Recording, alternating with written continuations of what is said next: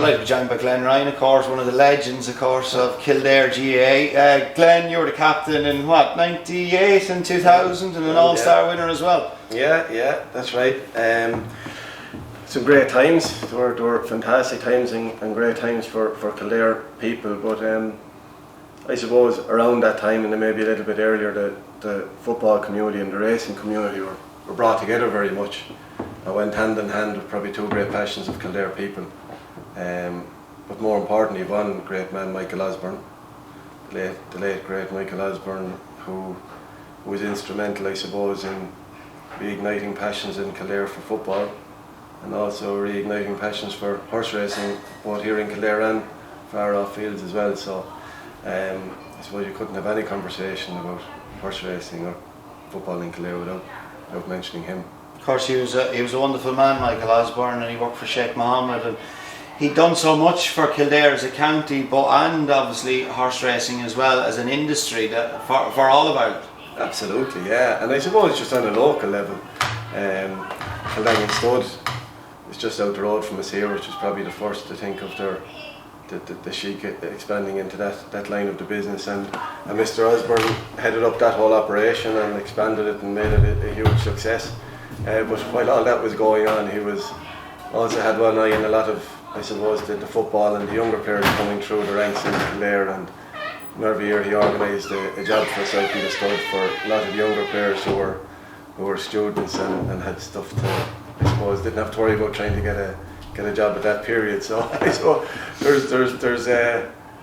there's barns out in Kildare painted, I'd say, about 10 times with 2 coats of varnish every summer just to make sure we were kept out there.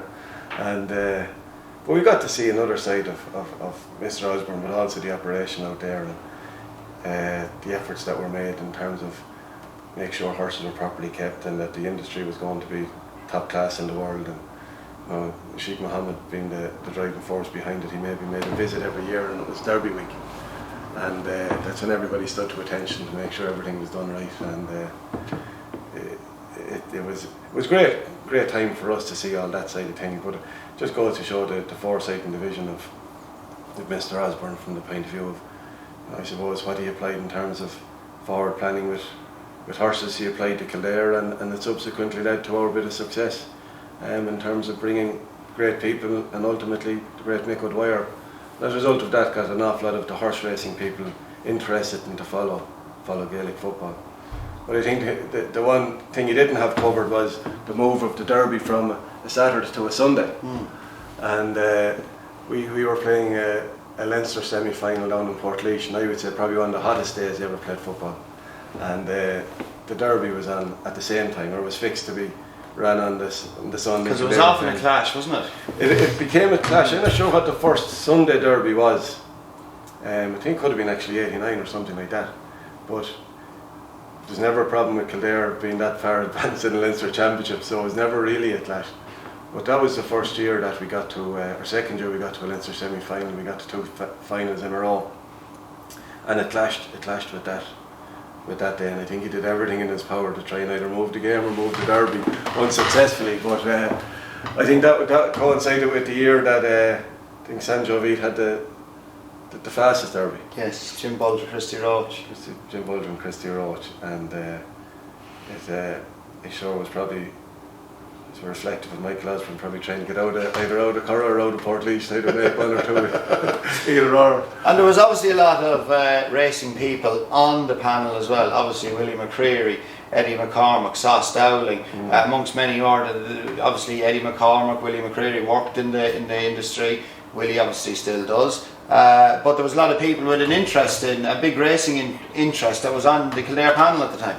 Oh yeah, well I suppose you couldn't really be from Kildare and not have an interest in the racing. But yeah, Eddie and Willie would be our two great connections with directly with horse racing. And I suppose you look at the McCreary connection, you have the task behind that as well. So you know it goes deep into our roots here in the county, and I suppose Gaelic football and being a jockey aren't exactly conducive, particularly not in the current day. But Eddie managed to do the transition fairly successfully, And well, he was never going to be a jockey. No, I think he's certainly not going to be one in recent years.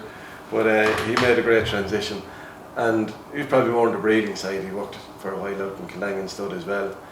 But I would say of that panel, I'd say 50% of it would have at some stage been employed by Mr. Osborne, and he would have made sure that, you know, if there was anything to worry about, you weren't going to be worrying about how you were going to have maybe get a few bob for college over the summer. He'd organised jobs either in Kildare or in Blackhall and Clane or in O'Connell, in Newbridge and Ballymore as well.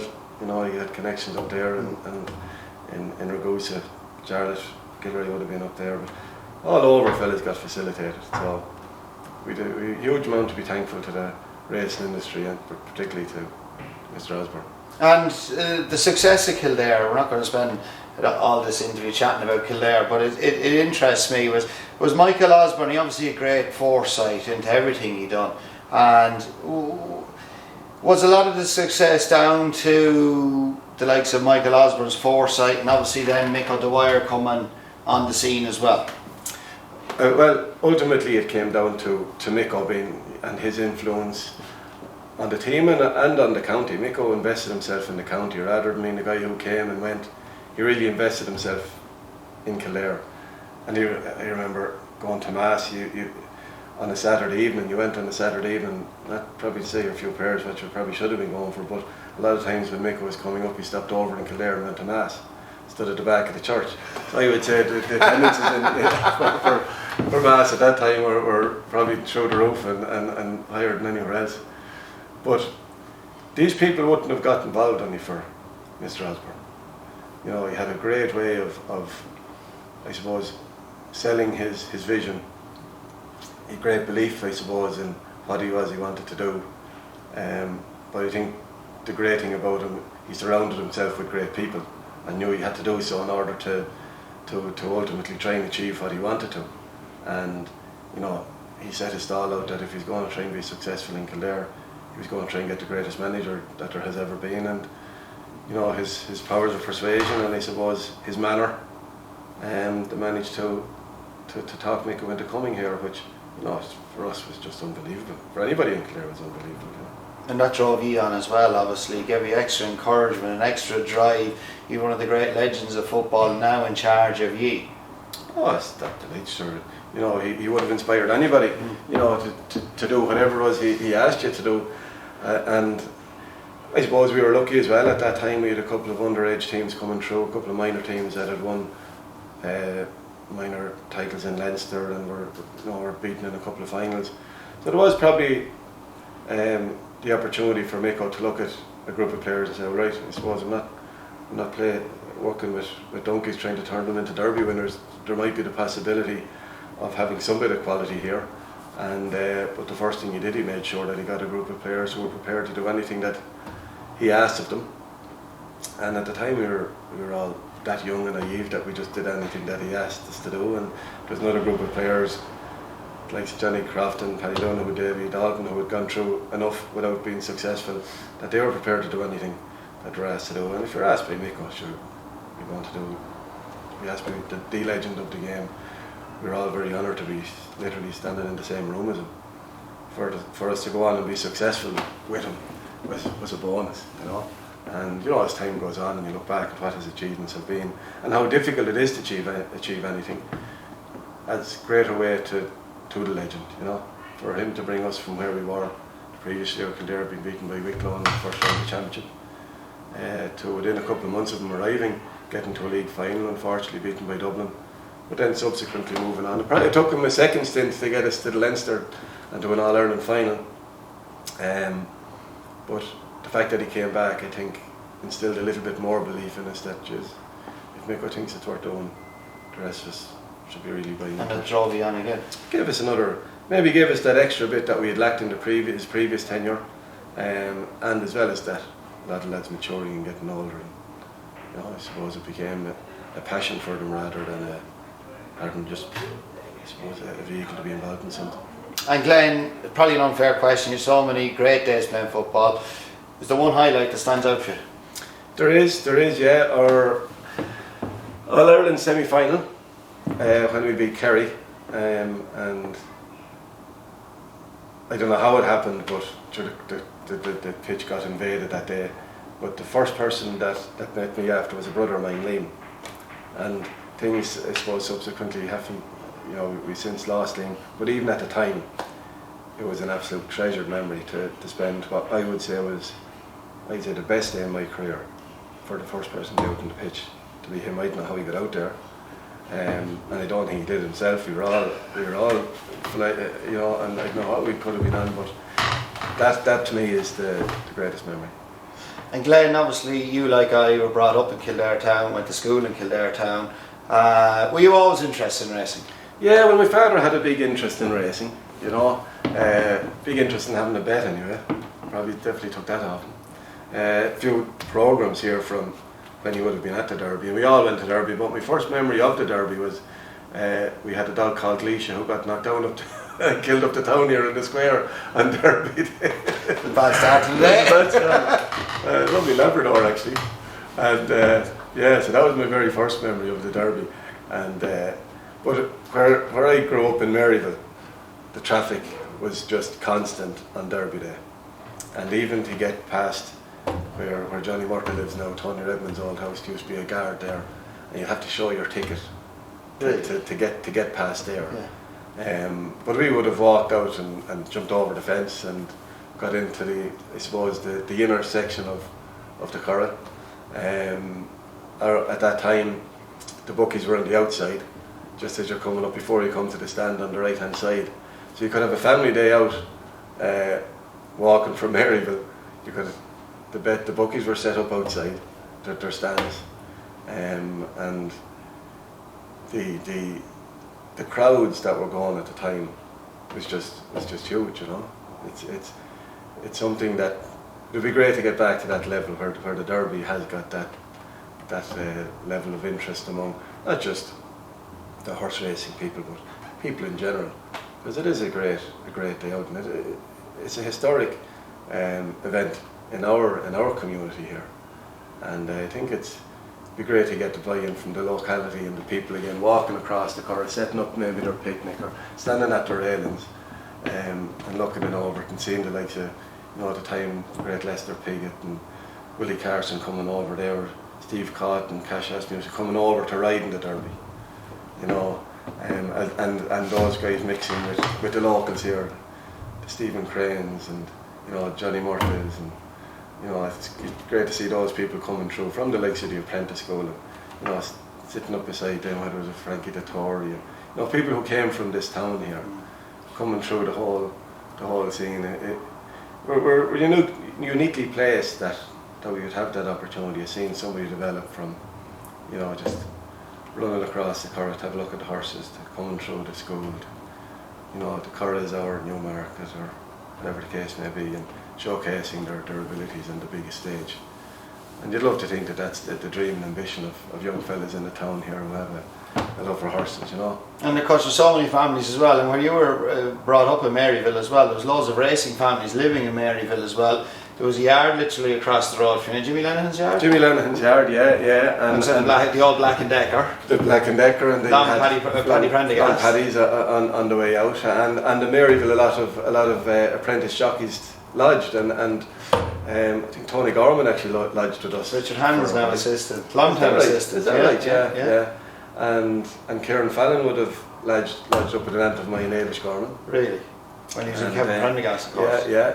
So at that time there was the lodgings were probably in Maryville, and I don't know what they've actually left behind them. Actually, some of them. I don't think that. But I'm sure they had a good time, and but there was always a few rumours around. There was always a few around, yeah. But they were part of our community, and we grew up with them, and it was great to see people moving on and progressing and you know, hitting the very, very highest levels within the game, you know. But there was a great connection within the town. Like, I remember people talking about Kildare town, saying they called it the three S's: sheep shite, soldiers, and stable lads. Yeah. and you know there was a big connection probably between the whole lot, and the horse community probably was the biggest part of it in many ways, you know. And Glenn, I know you're obviously quite a tall fella. Did you ever flirt with the idea of working in the racing industry when you're growing up? Like when you were young, might want to become a jockey, or I know obviously height obviously put paid to that. But did you ever flirt with the idea of working in the industry? Never, not at all. Why? No. I suppose an awful lot of the racing family is just that. It's a family. You know, and the horse racing industry, and I've seen it through the likes of Willie and Eddie, you know, trying to make it in it, and the work that would go on, the likes of the stud out there. And you see fellas here in the town getting up at 6 in the morning to go out and, you know, muck out in a horse box. It's a tough industry, and you know the Derby is going to be the pinnacle of it. But like all the elite sports, it's only very few that manage to get there. There's an awful lot of hard work that goes on to even just make any type of a lifestyle out of it. But no, obviously, I said the only work that I've ever done in my contribution to the racing industry was maybe painting Shaddy's stallion box out in Kildare stud. And I know from that you didn't want them around the place, because that's one sure thing that we learned out there, was you keep out of the way of the stallions. But amazing to think that the likes of myself and Martin Lynch and all Dundon were painted the boxes of some of the greatest stallions in the world. Yeah, but it just goes to show how closely connected the GAA and the racing industry, not just in Kildare but all over Ireland, are so intertwined and closely connected. Well, the racing industry in Ireland is probably the biggest in the world, and the GAA is the biggest, I suppose, social outlet in the world, and the two of them have to cross over. And you have a great event. It'll be coming up soon, the Hurling for Cancer, which is, you know, a great example of how both codes come together for something good. And anyway, particularly the hurling, you know, we would have had a lot of hurlers here in the town when St. Bridget's were going, and you know, you could put a helmet on some fella, you didn't know who was hurling for you. We won a minor championship here hurling with a few stable lads that were from Kilkenny and Limerick, and I wouldn't like to say what the birth cert said, but we got away with it anyhow. And the size of them, so it was. I have a minor medal at home thanks to a few of those fellas.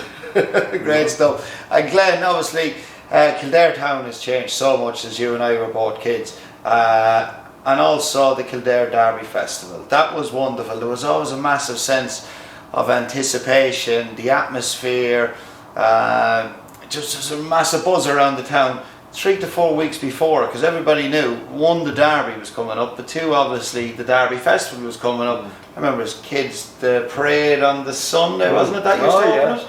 Oh, the parade opened on Sunday, but you're right, the build-up probably started maybe 2 or 3 weeks earlier, because we're trying to put the stage up. You know, that was a huge deal, trying to erect the stage. And I would have worked in here when it was Ollie Dial's, the Round Tower House, and at that time it was a week-long festival. Yeah. And it finished on a Monday, so it started on, as you rightly say, on the Sunday with a big parade starting down in the barracks, and that's when the army got to showcase their wares that were down there, their tanks and their guns, and that was the big part of the parade. But every club or, you know, every business had some kind of a float. I think I remember Bertie Ahern coming here one year to open it, and they got different personalities at different stages. And that was the start of it, and it led to a big down to the park where there's a big sports day. And I still have a cup at home, the Wallpaper Factory Cup. There was a few sports events, be a sprint and maybe a 3-legged race, and I shared the cup with Michael Kieran. I'm not sure if you recall Michael. He would have been a rugby player in here at the town. He played at the Towers as well. His father played soccer for Ireland. Right. Mick Kieran. Oh no, yeah. Jody Curran was his brother. Yes, right. yes. And we shared the cup.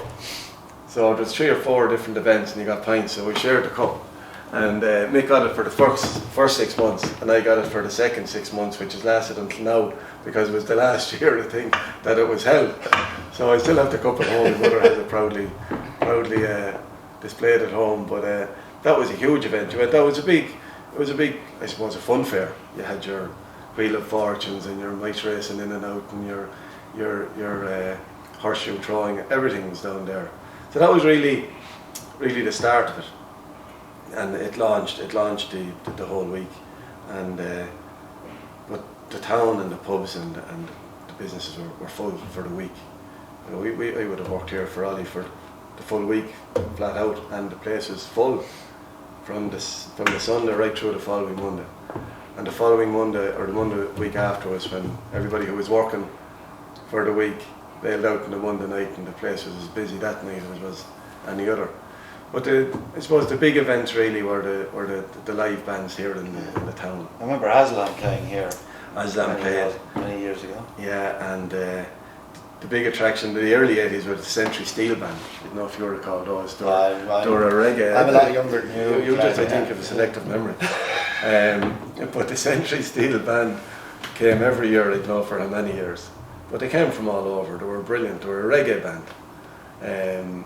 I think a lot of us thought it was Bob Marley who was up there. They were fantastic nights. People even now would still talk about it. Even those who have selective memories remember that, because as being some of the greatest nights.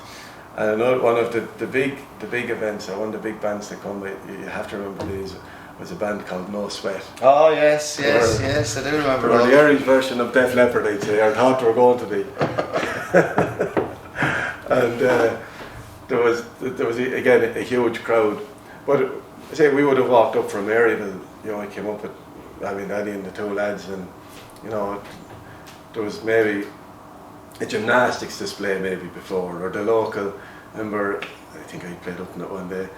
Martin Kennelly, we used to play a bit of guitar with Martin, got lessons off him, and we were up on the stage playing a bunch of time or something, or fancied in on the guitars, and this was the lead up to the big event. Once you did that, then you listened to the music, all very innocently, you know. Obviously there was, you know, people having their few drinks and enjoying themselves, but our big nightly event, or maybe, was going to Macari's to get potato scallops, because I think they were the cheapest thing that they had in the chippers at the time, and ramble home having that. And I don't know what time it was. Certainly, I think I recall officially the bands were due to stop at 12, but they went on till half till 1 o'clock. Like it really was a concert, and the place was buzzing. It was great crack and great fun. And of course, the last year of the Derby Festival, obviously it went very quiet for quite a number of years, but the Derby Festival committee, the last Derby Festival we had, of course, before COVID, that was back to the old days. The jockeys sing, the Paddy Power jockeys sing. Yeah. Lip sync, sorry. And the atmosphere, the buzz. I haven't seen Kildare town as buzzing, and so the atmosphere was electrifying that night. It was reminding me as when I was a kid growing up, coming up to the Derby Festival. The square was absolutely rocking. Yeah, and that's it. You want these events to be something that stand out and to be, you know, part of a great event. And when you get great people like that involved, that's what'll happen. But you know, I suppose another big event was the Derby Rose. Yes. And we as the local club round Towers were asked to be probably the best looking crew in the town as well, but we were the fittest looking. We were asked to be the escorts for the Festival Rose. I'd say the Festival Rose was disgusted with that. Well, funny enough, would you believe it's where I met my wife? Oh really? It's where I met my wife. We did the Derby Festival Rose, and she was a contestant in it on year. Now shamefully she didn't win it, I have to say that. But that's where I met my wife. Well, the love of foresight. And she was working up in she was the stand house, put her forward as a stand house contestant, and that's where it all started. Was it love at first sight? Yeah, she had a fine pair of legs. That's what caught me first. Yeah. And the fellas says the rest is history. The rest is history. I headed up to the stand house the following night on the bike. So that's where that all started. So good memories, yeah. From my dog getting killed to finding my wife at this Derby Festival has everything going. There is right. And Kildare Town has changed so much. Kildare Town, when we were all growing up, was a lot smaller than what it is now. There's so many new estates, there's so many people from all over the country that are after moving into the local area, now into the community. And businesses are really booming in Kildare Town, aren't they? Yeah, and the way the town has gone, it's gone in such a way to facilitate the likes of a festival. You know, where I suppose you've got the square there now where it's almost pedestrianised. You've got great hospitality. The town has turned into a hospitality town, you know, between, you know, to cater for food and drink and stayovers, and you know, it's got everything that you would like to think. All the units are in there are in place to move this thing forward. And the great thing about it is that the people who are at the heart of it are local people, and who are trying to, I suppose, reignite the passion of what was there in the, I suppose, the mid-80s was when it was really at its peak, and to get back to those, you know, innocent days of people going uptown, having a good time, looking at whether it's great bands or a great event at that, or the Kildare Roses. Or the Kildare Roses, yeah. But there was an innocence about it then that you'd like to get back. That really was the hallmark of it, and bringing the community, as you say. There's a lot of new people in the town. It's a great way of creating a community spirit among a town that's growing, but keeping the heart of it important, and the soul of it, that doesn't get lost, you know. You have a couple of race cars from derbies long ago. Tinoso was the first derby that you, Tinoso's year was the first derby you remember going to. That's the one I first recall, yeah, with my father, yeah. 1982. Sharif Dancer won it, and Tinoso, I think, was I saw it on the race car. It's lovely to have these race cars. Yeah, it is. 50p, a long time ago since a race car cost 50p. Yeah. And again, Willie Carson, and I suppose at that time, to get, it's not like now where people can fly in and out in their own private airplane or whatever, whereas to get people over across the channel at that stage was a big event. And getting Lester and Willie Carson and having those fellas ride on what was our doorstep. We could nearly see the race course from our house. I was just looking at some of the jockeys who rode in it. Kevin Moses, obviously, Pat Edery, Mick Canaan, George McGrath, Christy Roach, who still obviously lives out in Kildare, Joy Deegan, Declan Gillespie lives over at the Sixth Gate, Walter Swinburne, Jimmy Coogan lives in trains just outside Kildare town, Squibs Curran, Lester Piggott, Tony Murray. Some wonderful memories in this. Yeah, it's brilliant, and and you look at it, you know, transport's not straight back to time, but you know, it reignites the memory of and it also tells you about, you know, the amount of people in this town who have been very successful at the top level, who've come through, you know, a sport that's hugely competitive, and they've reached the pinnacle of it. And I think it's probably something we take for granted here. I don't think there's enough emphasis on the achievements of a lot of people in the town, and not just people who have grown up in it. You know, people who have come in and put their roots down here and established themselves as part of the town and have invested in the people and the area and the community. That we should laud all that, and you know, it should be recognised, and you know, as far as I think, Kildare town should be the new market of England, and I think I'd love to see us pushing that direction. And you know, when people think about race, they think about maybe staying in the house and going back to those days where thankfully they had to care for themselves, but that's what made those great men, is they had to get out and soldier and work hard and be part of the community. And we remember growing up that those fellas stayed in our houses. They were part of our upbringing, and it's great to see them going on. And you'd like to see those, you know, the fledglings and those whose ambitions and dreams are to become the next Kieran Fallon or Johnny Murtagh. But Budweiser was a phenomenal sponsor, wasn't it? It was huge at the time. It was huge, and then not only did they get behind the Derby, they also got behind the festival. I think allowed then for some of those great acts to come here, and I'm not sure what their investment was, but it was the Budweiser Irish Derby Festival. Sharastani won it that year, didn't he? Sharastani, that's right, yeah. Walter Swinburne, Sir Michael Stout. In the colours was Heinz the Aggie Khan, a massive employer in the locality as well. Correct. And actually, I think at one stage, didn't he go on to purchase the Stand House, which was a great institution at the time. Yes. After the racing and the little pub at the back. It was, I'd say, imagine greatly missed at the moment, but of course, the development has taken over that great space, and sure, I'm sure it's going to create many more memories. Look at some of the lads who are on it: Gravel Starkey, Pat Edery, Squibbs, Curragh, Mick Kinnan, Danny Murphy, local man. That's right. I'd like to see Danny Murphy trying to do 9 stone now. Steve Cawthon, Martin Brown, another local man. Stephen Crane, I'd like to see Stephen trying to do 9 stone now as well. Late Walter Swinburne and Kevin Moses. Yeah. But wonderful memories. And I think we have 87. 87, I think Sir Harry Lewis. Lodged at Mick O'Toole's yard for a couple of days. Yeah. He was a chronic box walker. Is that right? And would you believe that the lad who looked after Sir Harry Lewis slept in the box room the night before the Derby? Is that right? Yeah, 'cause my dad was head man at the time in Mickos Yeah.